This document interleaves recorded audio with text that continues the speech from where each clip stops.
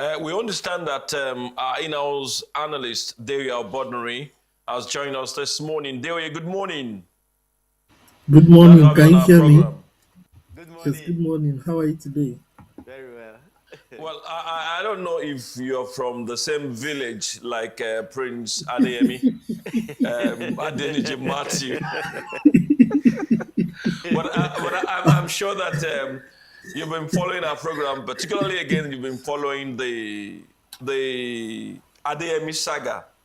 That's the way Yeah. I could describe it. Mhm. What do you make of all of this, especially the fact that the federal government did say that it's a fake agency, yet all of those things we itemized. He has an office in Secretariat. The agency is listed in the budget. He's met with EFC chairman and a lot of personalities within and outside Nigeria. Will you describe that agency as a phony, a phantom, or a fake agency? Yeah. Thank you very much. Dickin, you asked all the right questions earlier, and my learned brother Chris, you asked all the beautiful questions earlier, and I'm worried because of the size and magnitude of this. Not that doesn't happen. This is not this is not Ikeja under bridge where somebody is selling plantain and somebody can quickly sit beside the person to take shade, or the rain is and then you enter a tailor's shop. Mm. I happen to live and work in Abuja for a couple of years. You're dealing with massive infrastructure here. Mm. If you know the way the secretariat is structured, the list that we had that kind of man operating. The question is, so what else don't we know that's operating there? Mm. This is God wants to show us where we are as a nation. Can we even say we're a sovereign nation if we don't know who at that level? The man had director generals, he had directors, he has whole retinue of staffs who are under him, and everything is a fraud. Can we say we have a 36 states of the federation Mm. and the federal capital territory? Can we say we even have a Senate president? Because that reading went through all the apparatus of government for the Yes. budget. How did here? How did I almost I'm almost worried at the size and scale of our nation. We don't even know our territorial boundaries. We Mm. don't know our administrative territorial boundary. Mm. An usurper can enter and pretend to be our vice president.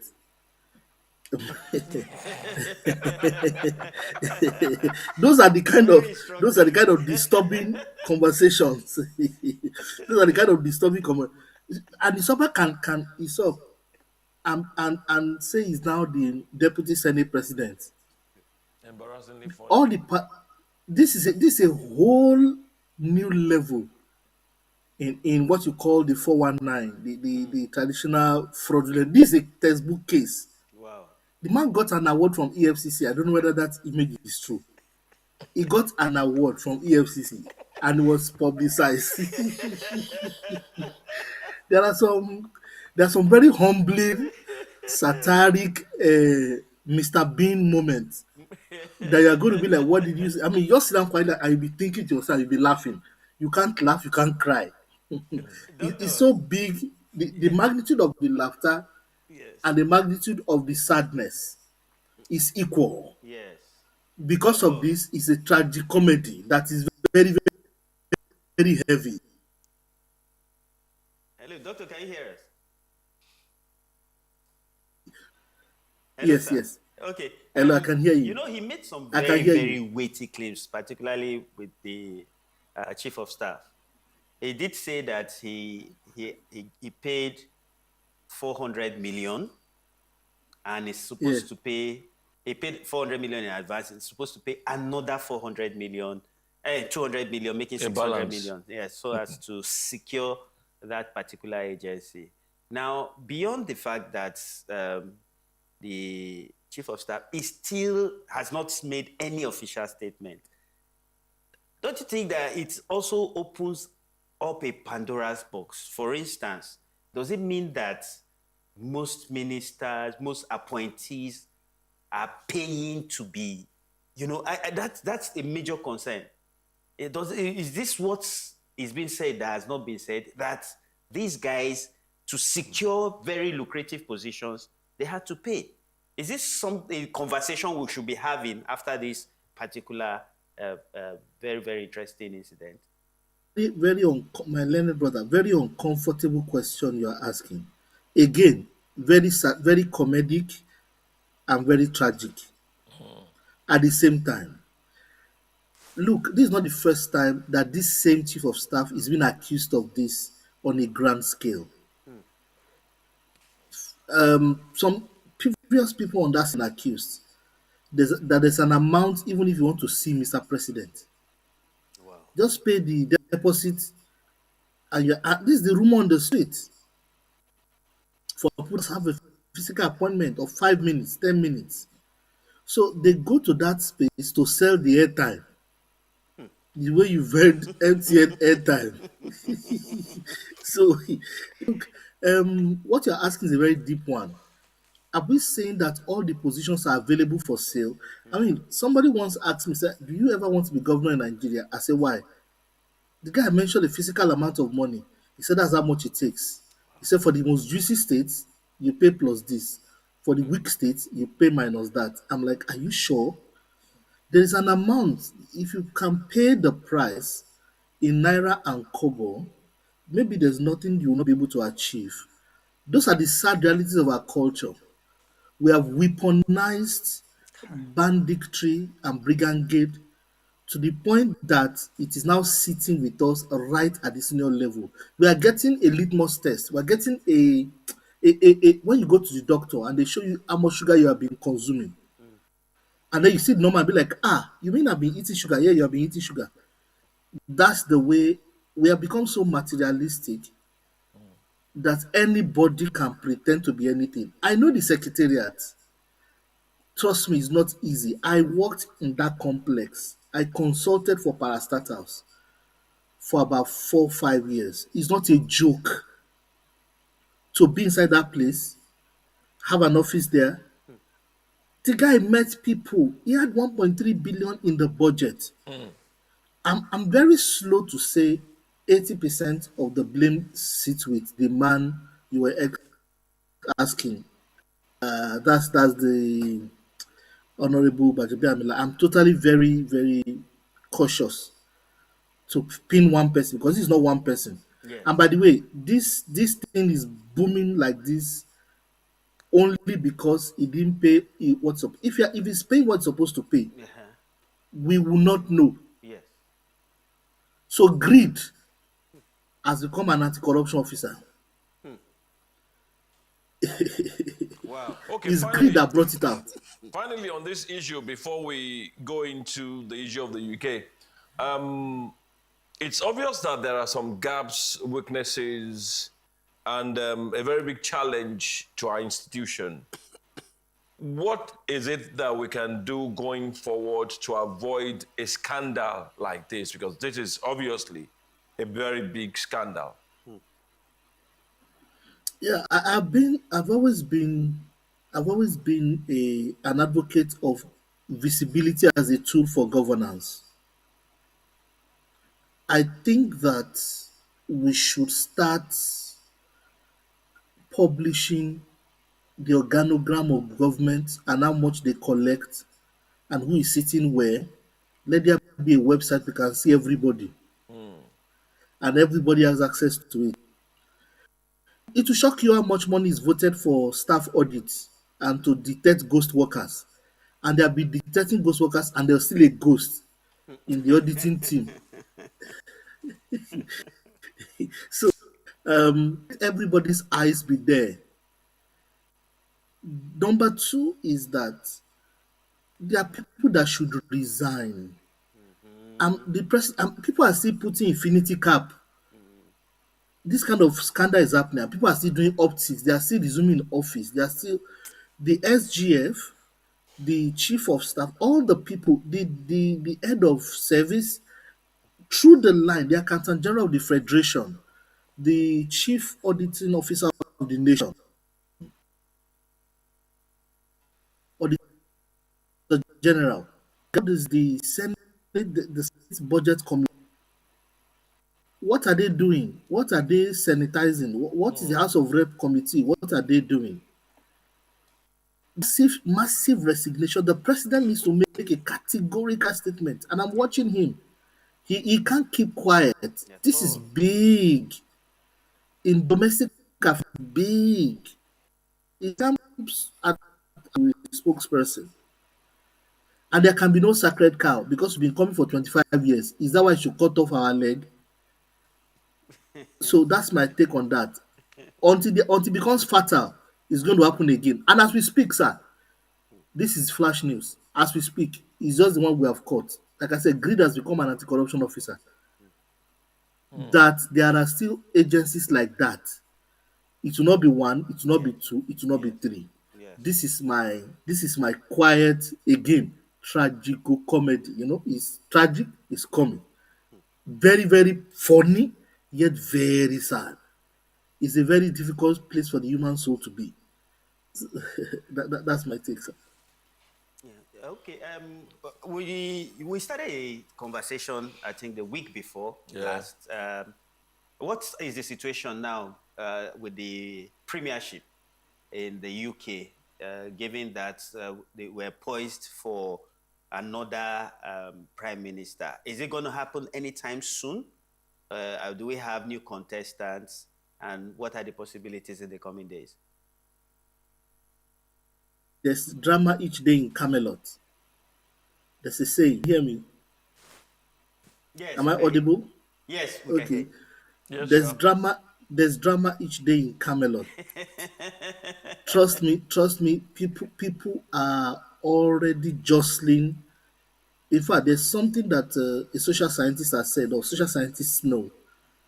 Every successive government believes to do better than the previous one, and the people also believe it.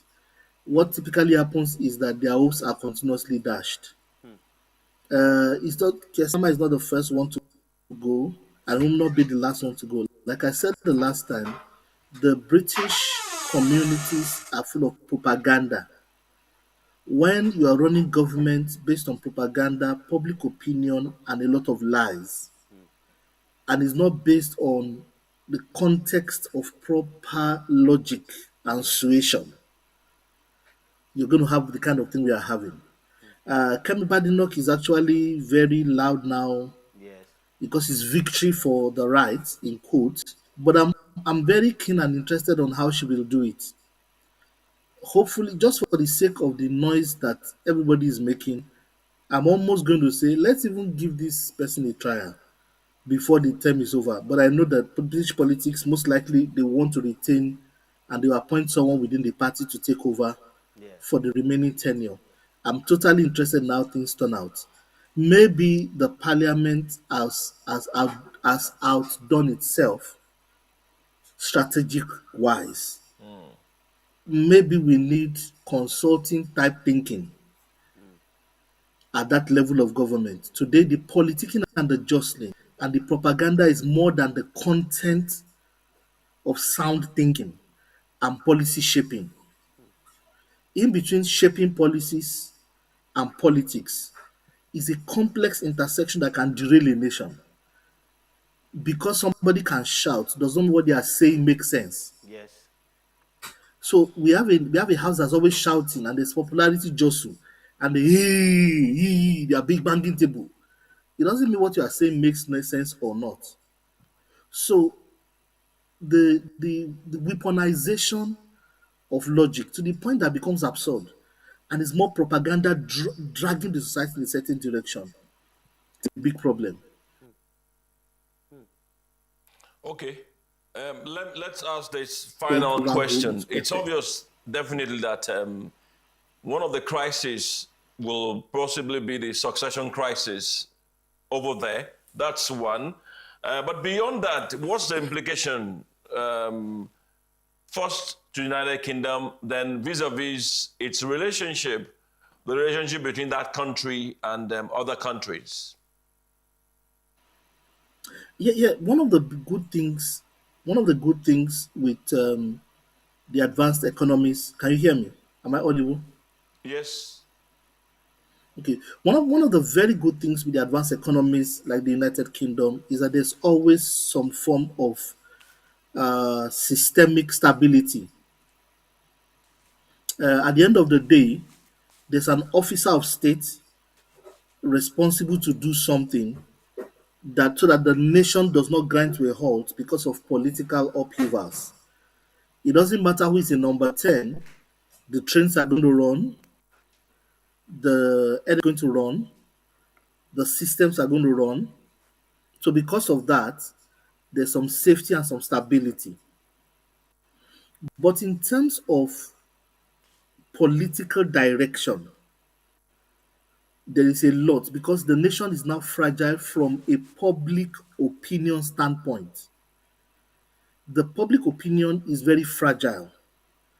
That part is a lot and is a period where other nations can capitalize on that lack of stability. And remember, the United Kingdom now has very serious enemies within Europe who are their neighbors. And you have enemies or people that are not politically and policy friendly to you around you, you can suffer from a trade perspective because there's nobody possible at the very top level of government.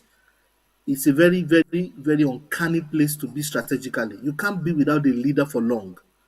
In the Committee of Nations, you will pay for it. So that indecision, that moment, however long it takes, and it's going to take a while for it to settle down well. My own prediction is that minister might find it difficult to survive 2 years.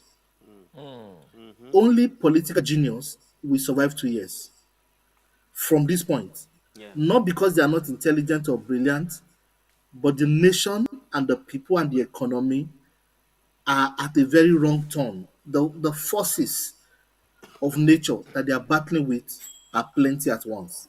Wow. Dear Aboduri, it's always a pleasure having you on our program, and this morning is in an exception. Thank you so much for joining us all the way from United Kingdom. Even though Thank you. you did not answer the question if you're from the same lineage or from the same village like Prince Adeyemi Matthew, but it doesn't matter. Thank you so much for joining us this morning. Thank you, sir. Thank you. I wish I know the prince, but I don't know him. Yeah, just a second. Thank you. Thank you, all the same. Thank you. Right. It's been a good show. Yes. He didn't answer the question. Possibly he will answer it another time. Right. Yeah. Maybe you look like Prince Adeyemi. He looks like him, You right? look like I'm a prince with power of another stock. that's our show this morning. But before we go, we have Okay. some very, very beautiful shout outs. Okay. This morning, we have some birthday celebrants. And we want to wish the following people a very, very happy birthday here. So just stay glued to your screen as they show up. We wish them. First and foremost, to say our very own sister Gifty. Yeah. What's her birthday it was her yesterday? birthday yesterday. Yeah. Happy birthday to you. Esteemed sister Gifty. Thank you for the value you bring to the show. We love you, love you, love you so much. We really do love you. Congratulations. Then we have Sister Patricia Mary Hart Omebele. Happy birthday. All of us from LXP are saying, God bless you. We celebrate you today and always. And then we have the highly esteemed Pastor Zuni Abu. Thank you, sir, for all you do for us, especially in Love World XP. Happy birthday to you, esteemed pastor, sir. Thank you so much, sir. This is one of our, I would say, our henchmen in Love World XP. Thank you for all you do for us. We love you dearly. And then we have the highly esteemed Pastor Obichi Emeka, the Pastor Christ Embassy Ministry Center, Abuja. Thank you, sir. We love you, and we say a very, very, very happy birthday. We love you dearly. And I understand that there is dedication, a very special one this afternoon by 2 p.m. Yes. for the esteemed Pastor Obichi Emeka. Oh, right. Wow. So you guys, now the very big one.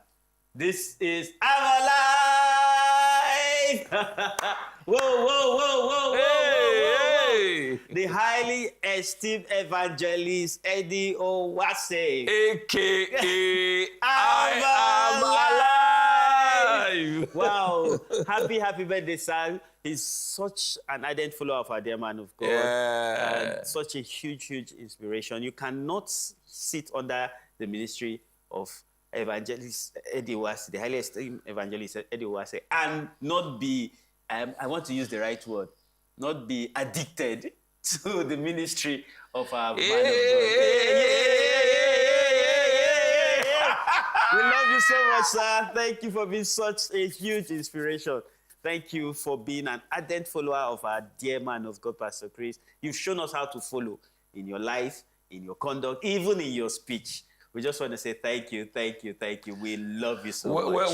When it does handle testimonies. Oh my.